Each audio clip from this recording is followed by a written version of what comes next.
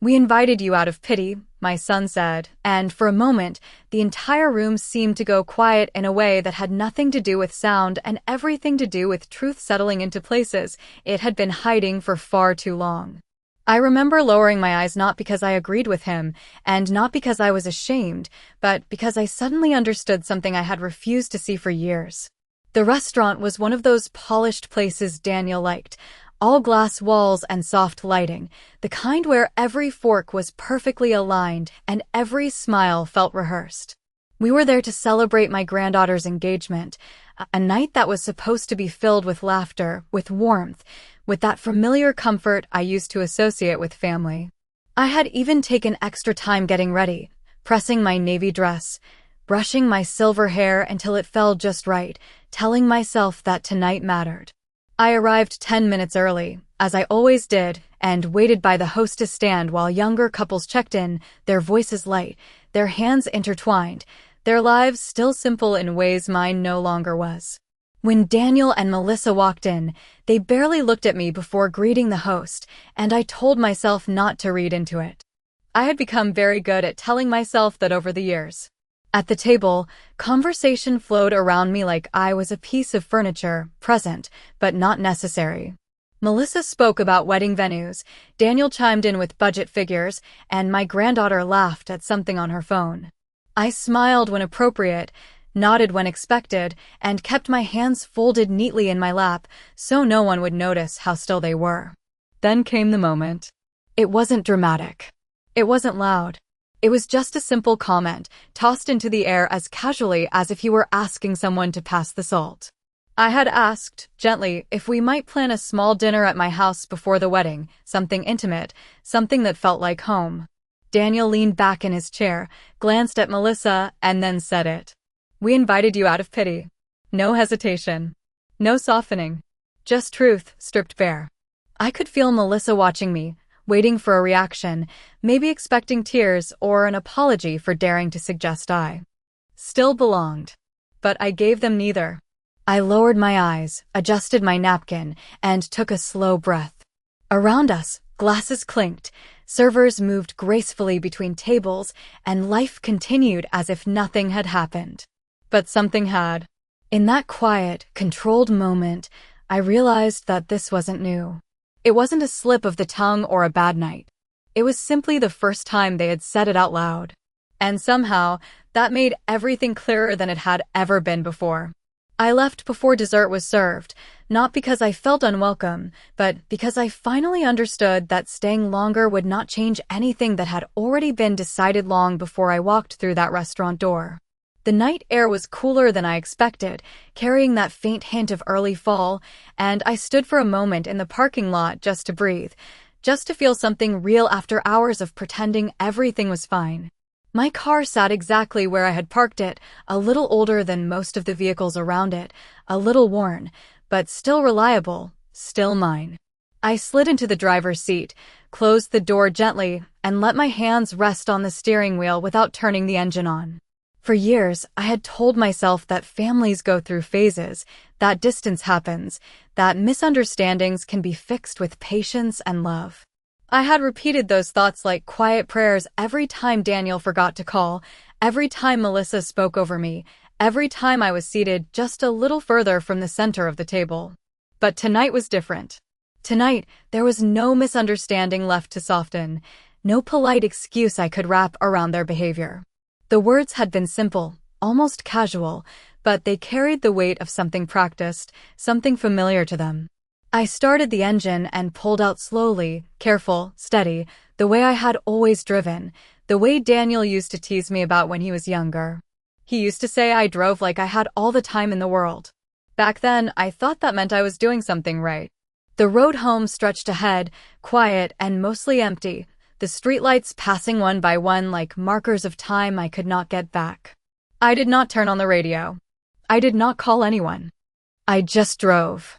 As I reached a red light a few miles from home, I remembered something my husband once told me years ago, sitting at the same kitchen table where I had spent decades cooking meals that brought everyone together. He had said, if people make you feel small in public, look closely at what they need from you in private. At the time, I had laughed it off, thinking it was just one of his thoughtful observations, nothing more. But now, sitting there in the quiet glow of the traffic signal, those words felt different. They felt like instructions I had ignored. I thought about every invitation I had received in the past year, every phone call that came just before a request, every moment I had shown up ready to give without ever asking why I was being asked at all. The light turned green, but I did not move right away. I sat there for a second longer, letting that realization settle into place, fitting itself neatly into memories that suddenly made more sense than they ever had before. When I finally pressed the gas and continued home, it was not with the heaviness I had expected. It was something quieter, something steadier. For the first time in a long while, I was not trying to hold the family together. I was simply beginning to see it clearly. By the time I pulled into my driveway, the house was exactly as I had left it that afternoon, quiet, still, waiting in a way that no longer felt comforting but honest. I turned off the engine and sat there for a moment, looking at the porch light I always kept on, a small habit from years of wanting my family to feel welcomed no matter what time they came home. It occurred to me then that no one had used that light in a very long time. Inside, everything was in its place. The clock on the wall ticked steadily, the kitchen counters were clean, and the chair by the window still held the blanket I had folded that morning. I moved through the house slowly, not because I was tired, but because I was noticing things I had stopped paying attention to. The silence was not new, but tonight it felt different, like it was no longer something I needed to fill. I set my purse down on the table and walked into the kitchen, resting my hand on the back of a chair where Daniel used to sit when he was younger, legs swinging because they could not quite reach the floor yet. There had been a time when he would talk endlessly, telling me about his day, asking questions about everything, looking at me like I had all the answers. I closed my eyes briefly, letting that memory pass through without holding on to it. When I opened them again, I saw the kitchen as it was now, not as it had been. I poured myself a glass of water and sat down, not out of habit, but with intention. One by one, I began to think back over the past year, not with emotion, but with a kind of quiet curiosity. The invitations that came at the last minute, always framed as if they were doing me a favor. The phone calls that started warm but always turned into requests. The times I was asked to help, to pay, to show up, but never truly included. I remembered a weekend Melissa had called, her voice light and cheerful, asking if I could watch the children because they had a sudden opportunity to attend an event. I had agreed without hesitation, rearranging my plans, preparing the house, making sure everything was ready. When they picked the children up, they thanked me quickly, distracted, already focused on something else. I had told myself that was just how busy life worked now. Then there was the time Daniel had asked if I could contribute to a down payment, assuring me it was temporary, that it would help them get ahead. I had trusted him, not because of the details, but because he was my son. Sitting there at my kitchen table, those moments no longer felt separate. They lined up neatly, like pieces of a pattern I had refused to see. It was not that they did not care at all. It was that their care had conditions, and I had always been willing to meet them without question. I took a slow sip of water and set the glass down carefully. The realization did not feel sharp or overwhelming. It felt steady, like something that had been forming for a long time and had finally reached the surface. For years, I had believed that love meant giving without keeping score, that family meant showing up no matter how you were treated. But now, sitting alone in the quiet of my own home, I understood that I had been the only one living by that belief. And somehow, that made everything clearer than anything anyone had ever said to me.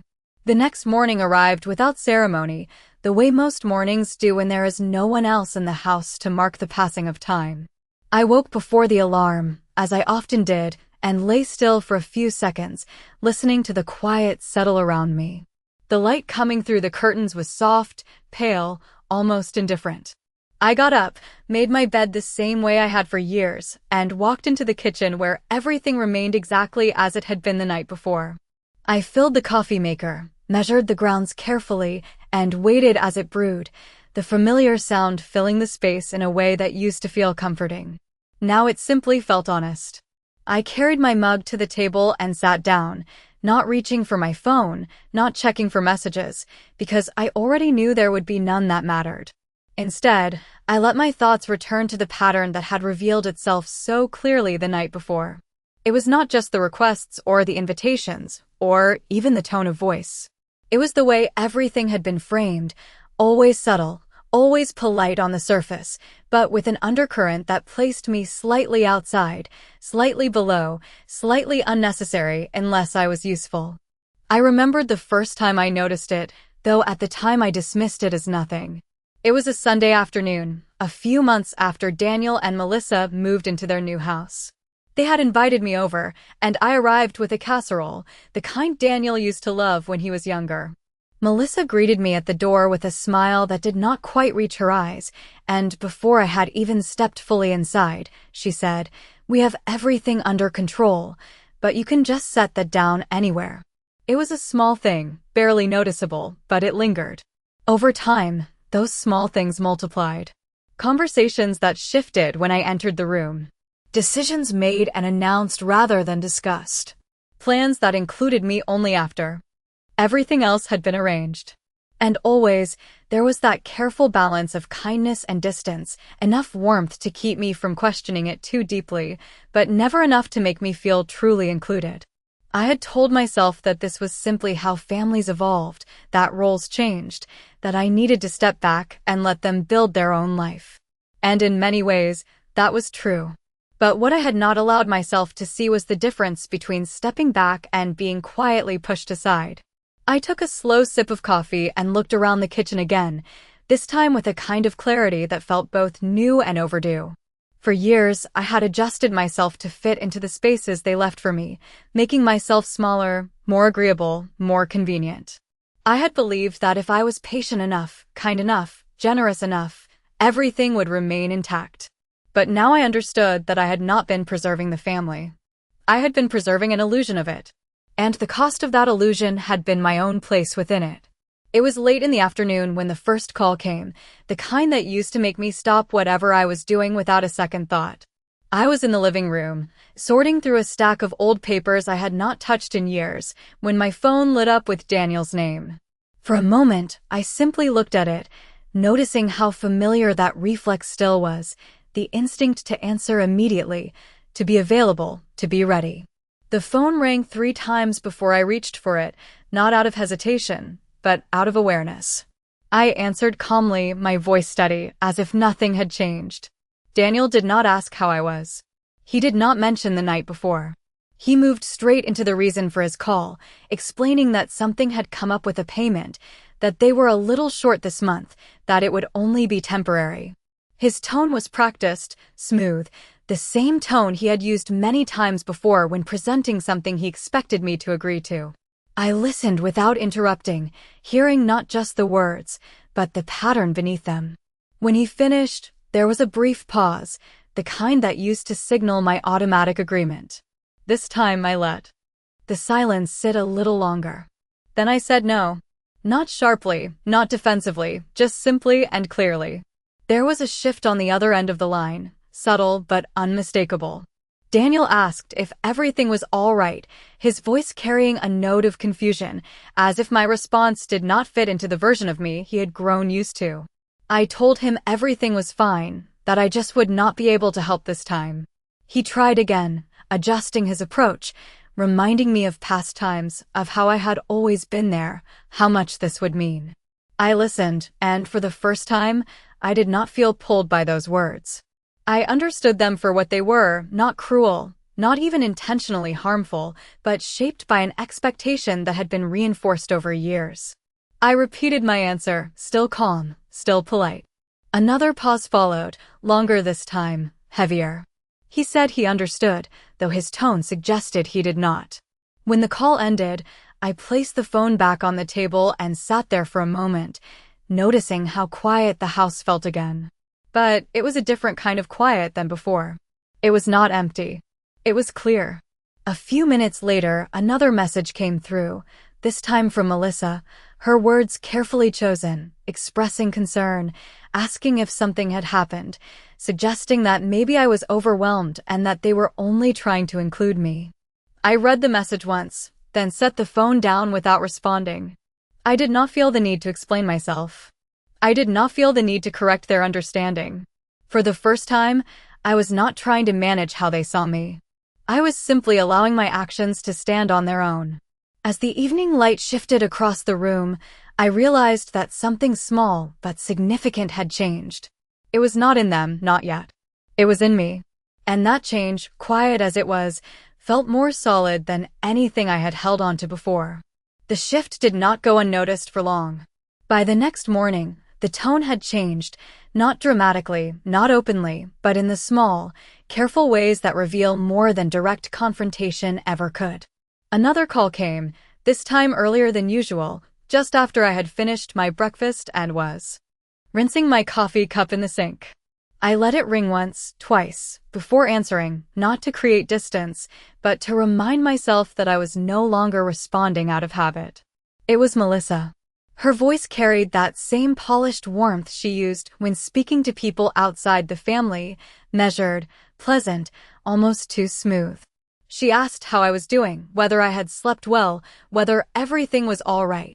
The questions were gentle, but they felt arranged, like pieces placed carefully in a pattern designed to lead somewhere specific.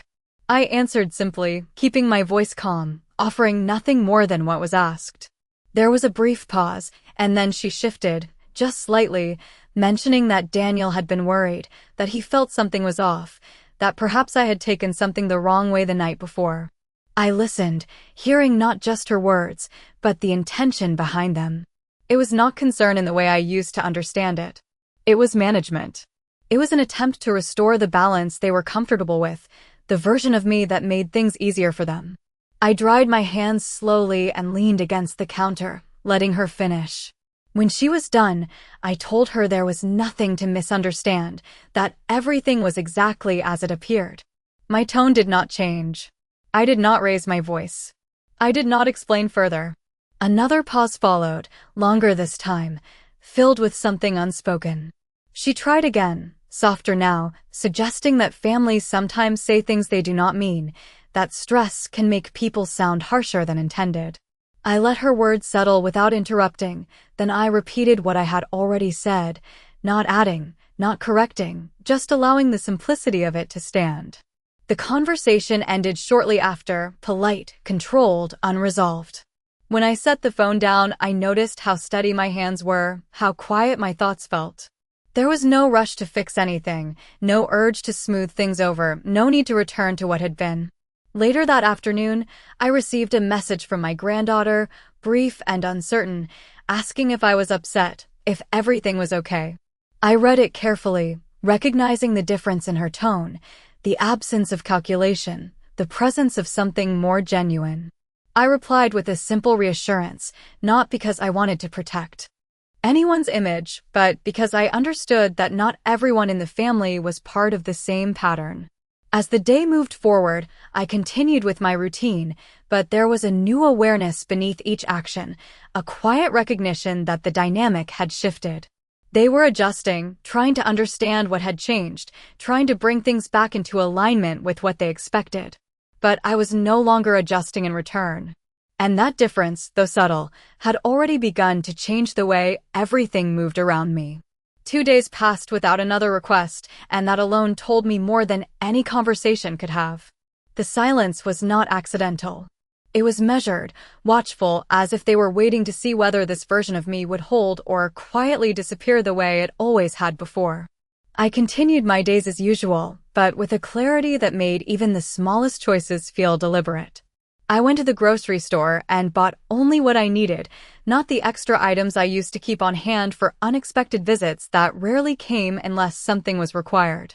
I sat on the front porch in the evening, watching the light fade across the yard, noticing how peaceful it felt when I was no longer anticipating a call or a knock at the door. It was not loneliness. It was space. On the third day, Daniel showed up without calling first.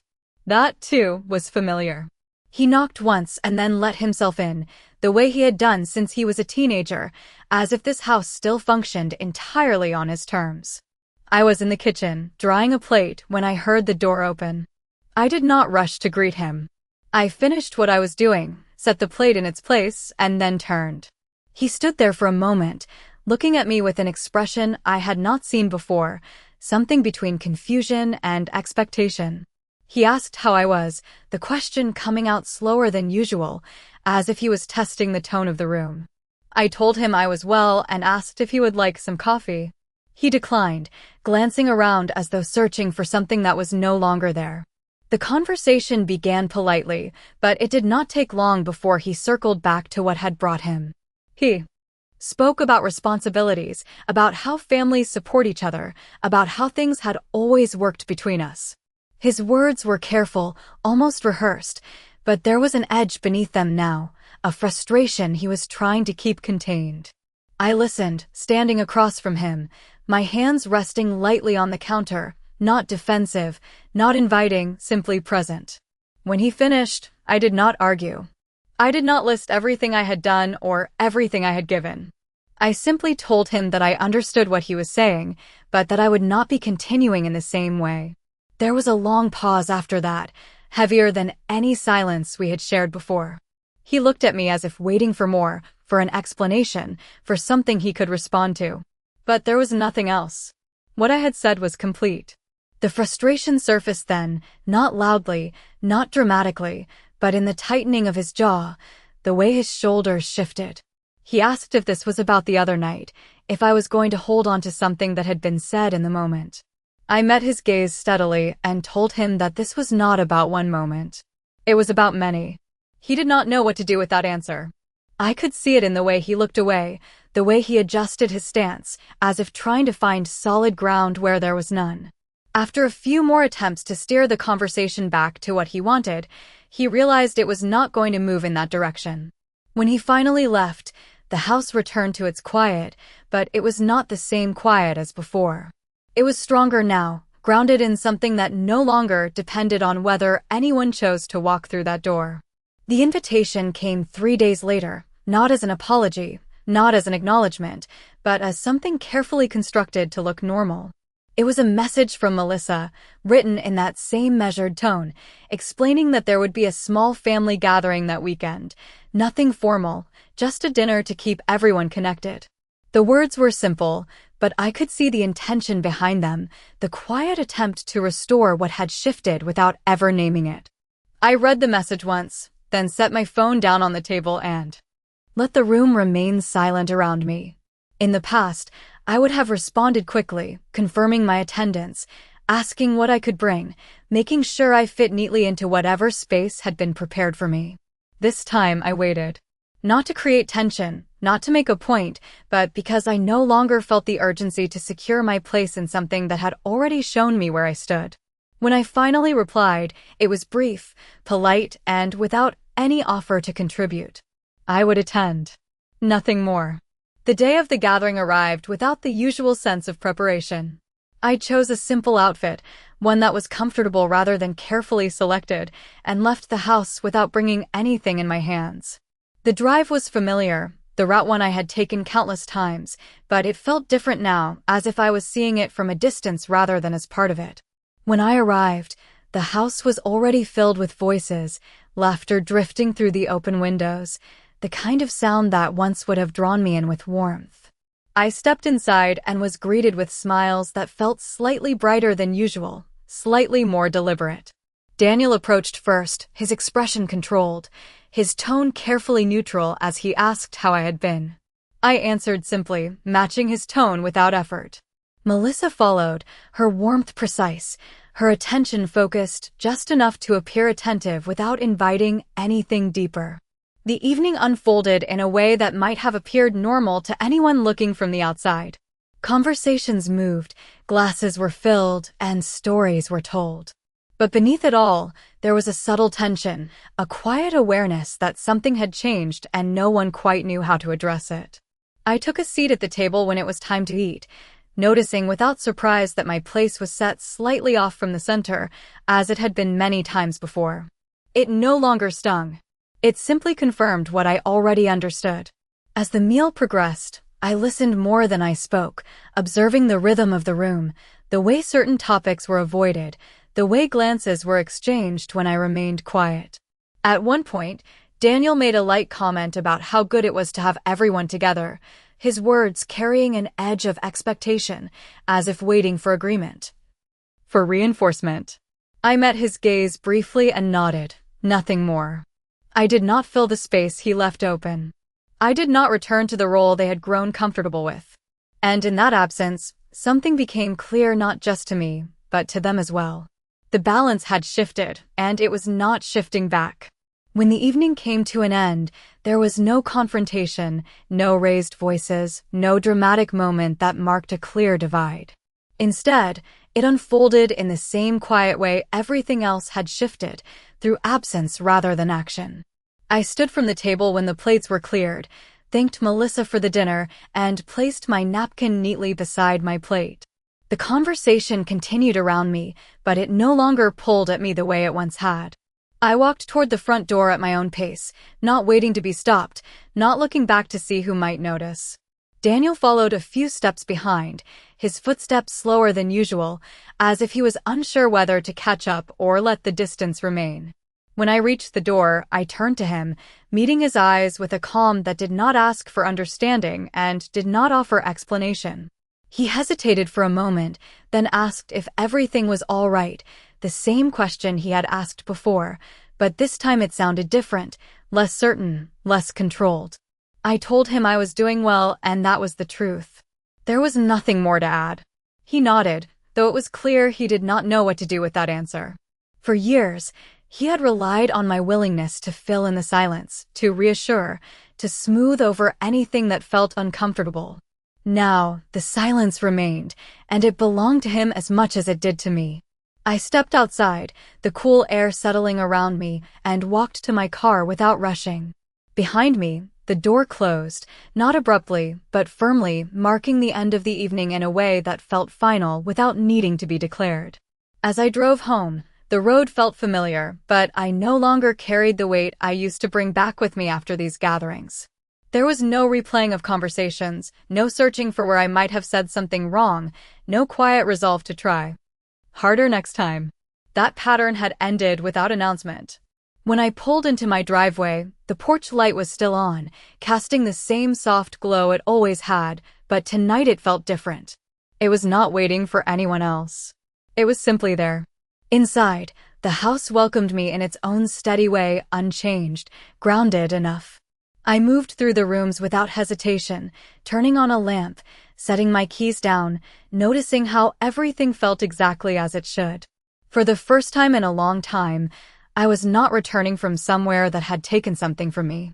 I was returning to a place that remained fully mine. I sat down in the living room, not out of exhaustion, but with a quiet sense of completion. The shift that had begun with a single sentence had carried through, not with force, but with clarity, and now it had settled into something lasting. I did not need to correct them, to prove anything, or to make them understand. What mattered had already changed. And as I sat there in the calm of my own space, I realized that I had not lost my place in the family. I had simply stopped accepting a place that was never truly mine to begin with.